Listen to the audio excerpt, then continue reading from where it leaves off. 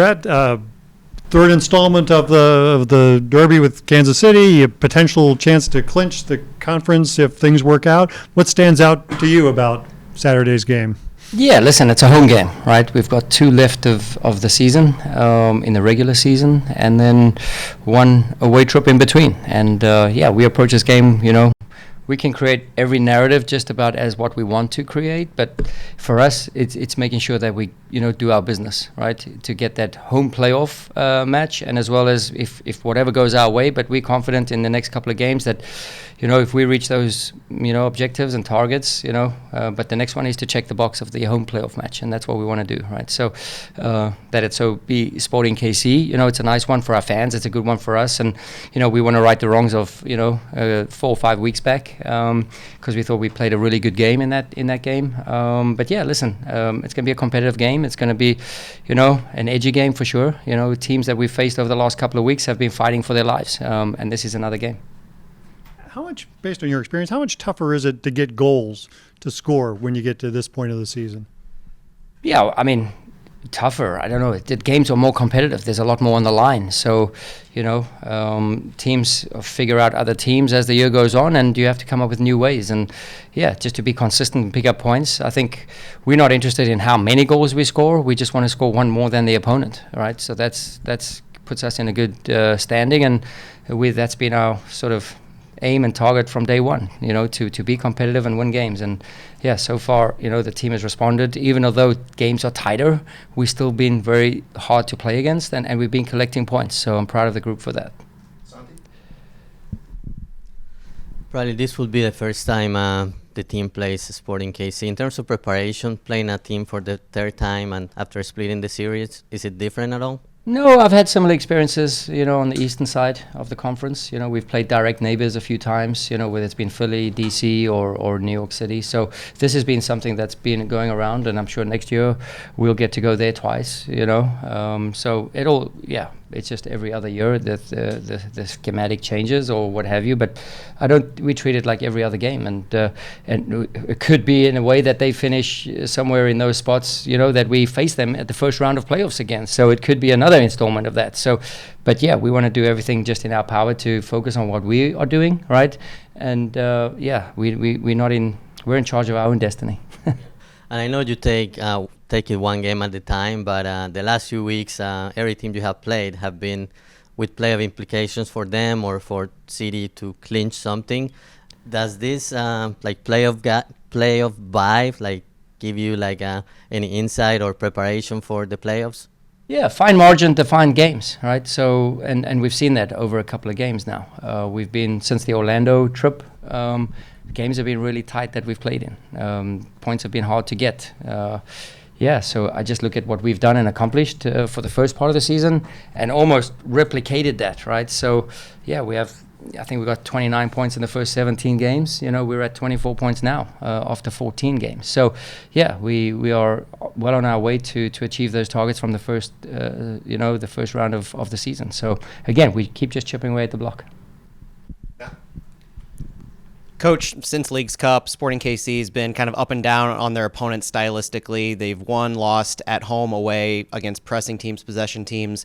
What's your approach against that kind of range for your opponent when you've played them so recently? Yeah, listen, we just look at what we did, how they hurt us, how we hurt them. We look at what they've done since, But every team has a DNA. Every team has a signature, right? So we identify, what their signature is, and we try and, come up with a plan or, what we did well in the last game and how we can mitigate, where they scored against us and did whatever they did. So, yeah, again, we just have to be brave and confident in what we do, stick to our principles and enjoy that process. So, I think it's an enjoyable one because, we faced a Minnesota team fighting for their lives. So we've got that kind of vibe in us already.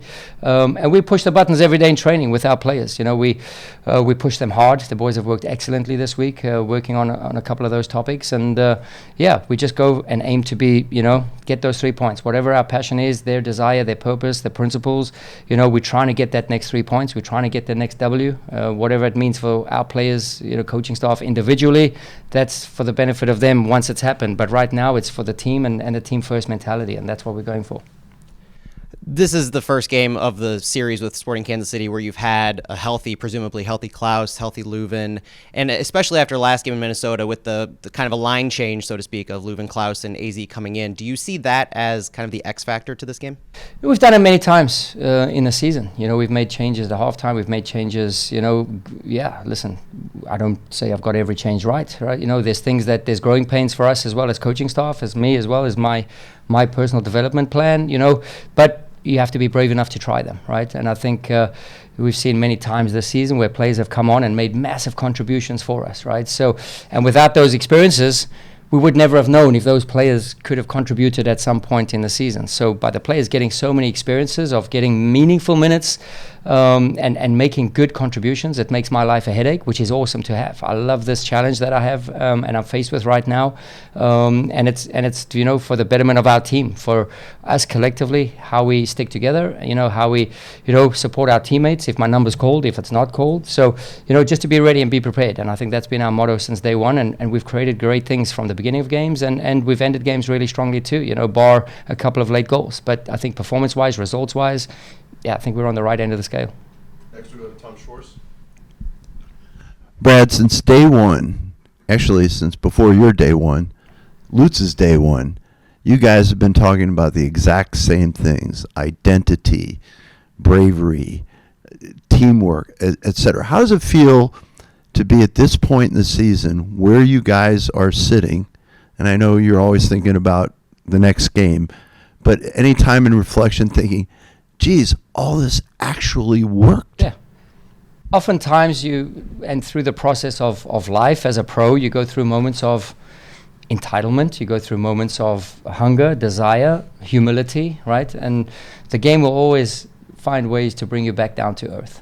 Just when you think you've got it figured out, you don't. And that's the ever-evolving process of the game. So, and it's a cycle, right? We go through it, we're doing great, we're on top of the world, and then all of a sudden, that ball turns very quickly. One time you're on top of the world, and one time you're at the bottom. So you just have to keep true to your process. And if you believe in what you are doing and your principles, when times are tough, your principles will get you over the hump. And that's what this group has done. They've stuck to their principles. They've stuck to what they believe in.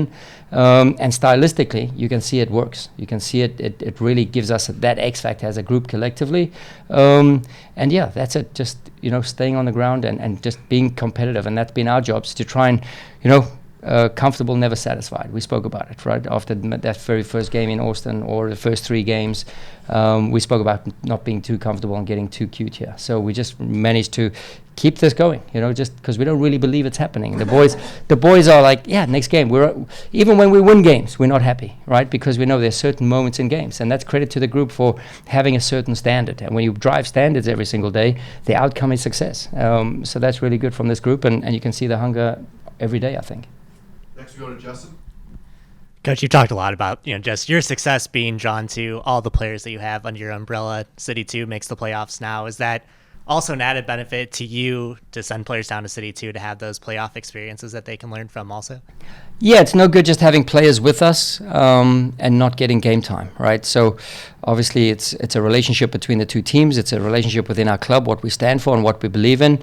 And, the best example I can make is Joachim Nielsen going down to play City 2 for a bigger purpose, right? So the purpose to help his teammates and be a good teammate, and just to get back fit and healthy, right? So to use it as a mechanism and a tool to get Joachim up to certain levels. Now, if we had a roster that we used 14 players and no one had minutes, we didn't believe in our depth, and guys just went to sit on the bench and hang out and never get valuable minutes, then when we need them, they won't be ready. So we've used our platform wisely, I believe. We've got guys playing City 2 minutes. We've got guys contributing in the first team. So I think it's been a whole top to bottom holistic approach in how we develop players and people around here.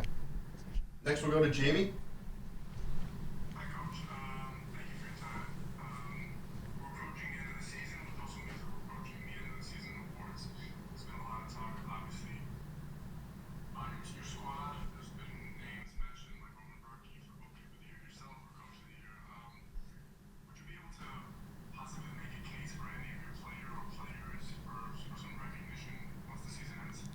Yeah, listen, I think we've had, key contributions throughout the whole season, and we've always believed in the team first mentality. But then when guys are excelling, rightly so, they get awarded or rewarded with all-star games and talk of MVPs early on. You just think about Edu and Klauss early on with their performances, what sort of trajectory they were on, and then kind of gets derailed. But you can see now the form that they're hitting again, whether that train has left, or not in terms of MVP status. But one that's consistently been around there has been Roman as well. So not just goalkeeper of the year, but also the MVP, right? So I think he has a case for both, and he's done a great job, and he's kept that level and kept those standards high, as have Edu and all the other guys with Klauss as well. From day one, Edu's out for 6-7 weeks.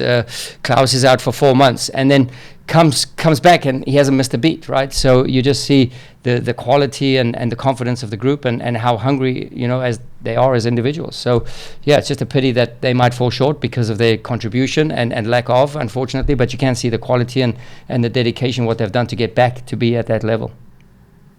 Next we'll go to John Lupo. Bradley, can you just talk about the depth and the balance that the squad has? Whether it's been because of injuries, there's been three matches in a week. Just the ability that you have to rotate the squad, play different formations when João is out, play Nico up front sometimes. Yeah. Sometimes play the best striker is able to put AC and Sam in there when Edu was out. You put in Indy next to Jabal and then with Edu next to Jabal. So can you just talk about the depth and the versatility of this squad and how that may benefit you going forward, especially in the playoffs, where the first round is now best of three, also facing different styles and different teams? Yeah, so the first question is, how do you create depth in your roster when no one said you have depth in your roster?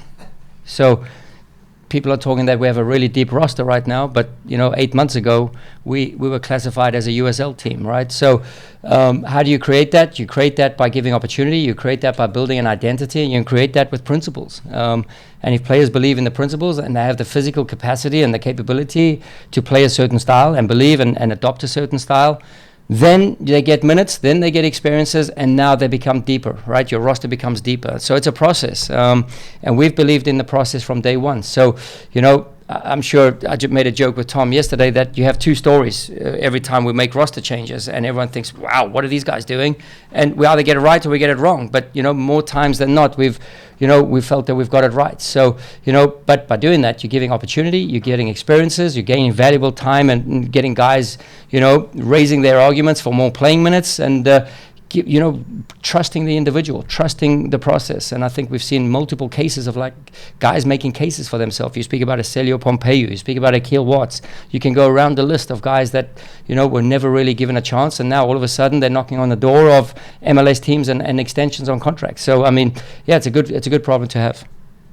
Next we go to Mamadou. Thank you. My name is Mamadou. I am from South Africa SuperSport TV.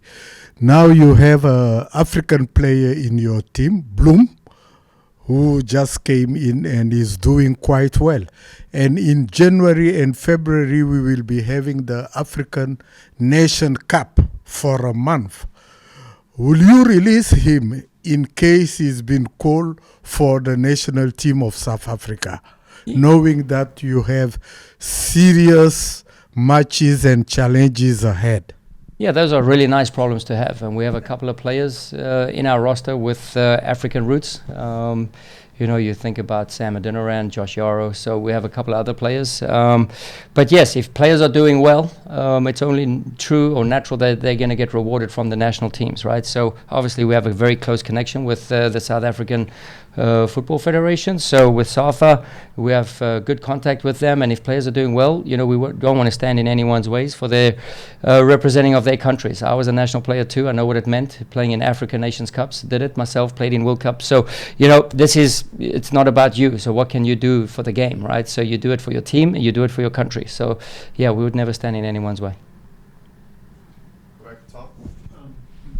Josh Yarrow wasn't on the field today. Anything going on with Josh? Yeah, he just had a bit of a tight back after the game and just over the last couple of days. So we decided to keep him out, and we'll make a decision a little bit closer to game time. And everybody else come through. Tim back on the field today. Is he good? Tim to was go? back on the field. Rasmus back on the field.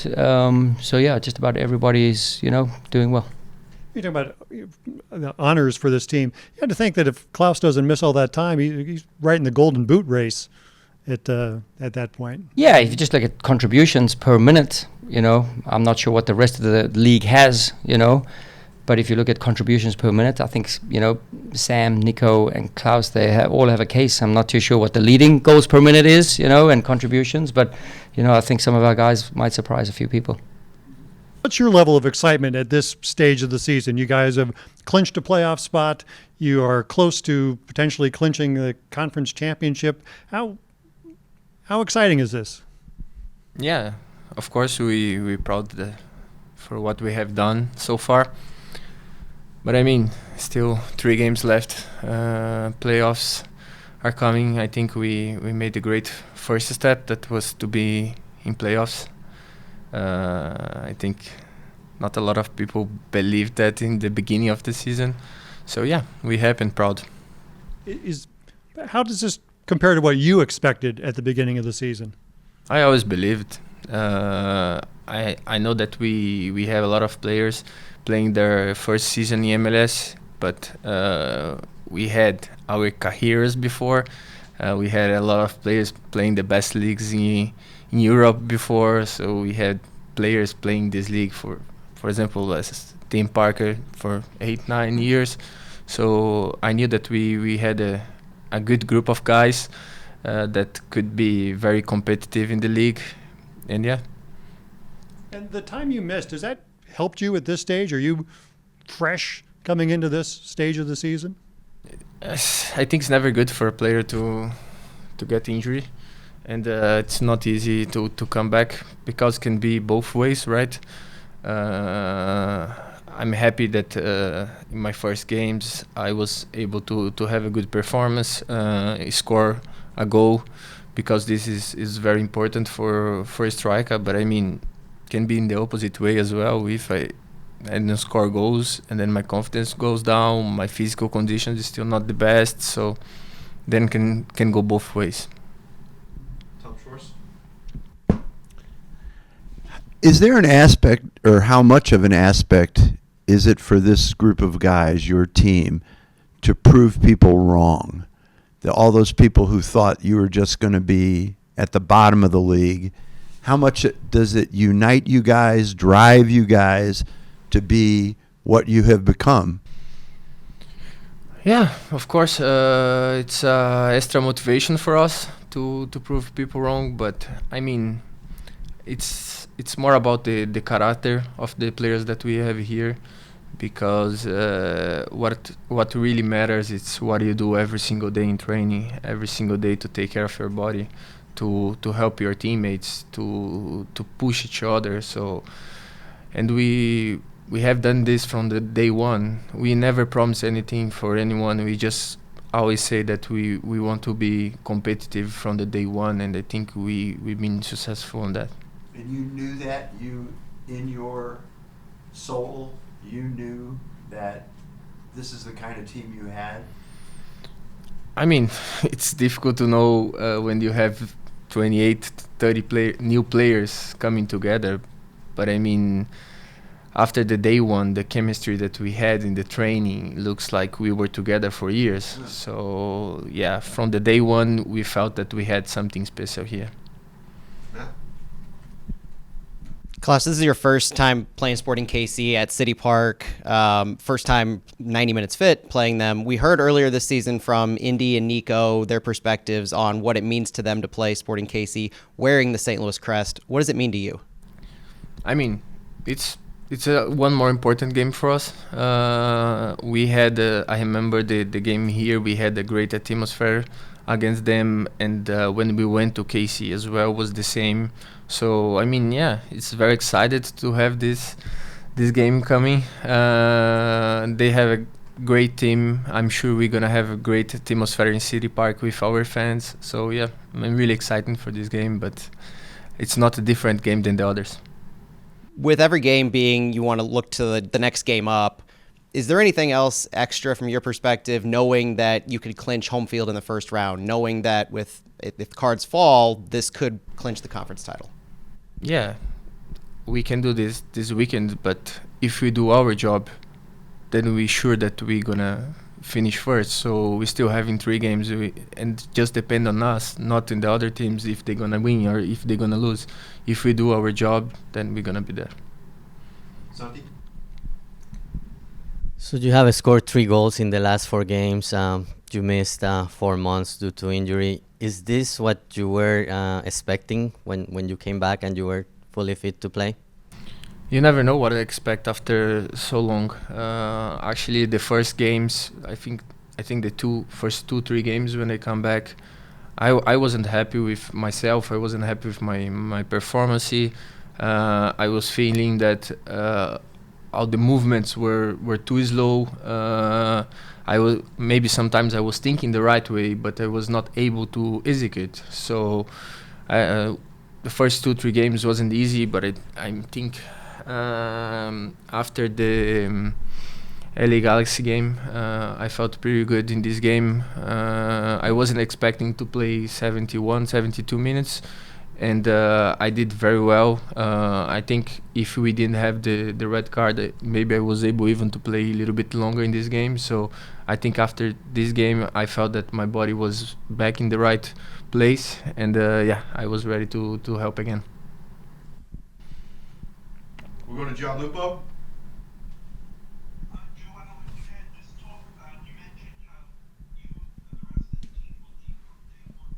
It's obvious you guys have something very special here. If you can just talk about how proud you are of where you guys are. I know you have obviously bigger goals and things you want to do in the season and in the playoffs, but just talk about this group of players, how you've been able to mesh together. Nico stepped up with a lot of goals in your absence. The midfield has been terrific. Sam and Akil and AC, the younger guys coming in. Just talk about how proud you are of the way this team has been able to come together in all facets and put together the season that you've had so far. Yeah, I think start from the from Lutz, from coach, from the day one. They have very clear philosophy. They build the team around this philosophy. They select the players that they thought that was going to be able to play in this philosophy. I think so. Start from them. They made a great job. And and then the players come here from the day one. They believe that together, everyone going the same direction, doing their best every single day, we were going to be able to play a great season. So I think starts from coach bringing the philosophy for us, and then the players believing in this philosophy and doing everything that we can to help each other on the field. I mean, as I say, from the day one we had a great chemistry in the team, and from the day one we believed that we could do something special in this season. Go to Tom. Plus, when you were during the injury, when you were coming back, were you in the workout room a lot with Nielsen? Were you guys rehabbing at the same time? Yeah, I think we were not in the same stage of injury. Mm-hmm. I think he was a little bit in front of me, but yeah. What did you learn about him during that time? I mean, I always had a good connection with Nielsen. We were having breakfast together every single day because we were arriving a little bit later than the others because we had to wait till everyone gets their treatment before we start our treatment. So yeah, we always had a great connection inside and outside of the field. And Nielsen is a very, very professional player. He takes care of his body very, very well. He was an example for me of not just professional, but also his mentality, how he take care about all the details. So yeah, I have been learning a lot with him, and also he was very important for me because when you injure, you have good days, you have bad days, and Nilsson was there to help me in the bad days. The good days, he was there to support me as well. So it was not nice to see him injuring the same time with me, but I mean the time that we spent together was very nice for our connection. And now that you go up against him at times in practice on the field, what do you see of him as a defensive player? Yeah, it's always nice. Not even just Nilsson, but all the players that we have. I always make fun of them that I'm gonna beat them in training, and of course, it's always extra motivation. Kyle also, we always have good fights in training. Team, everyone, and Nilsson is extra class player. I think he already showed in the games that he played. And we're happy to have a player with his qualities.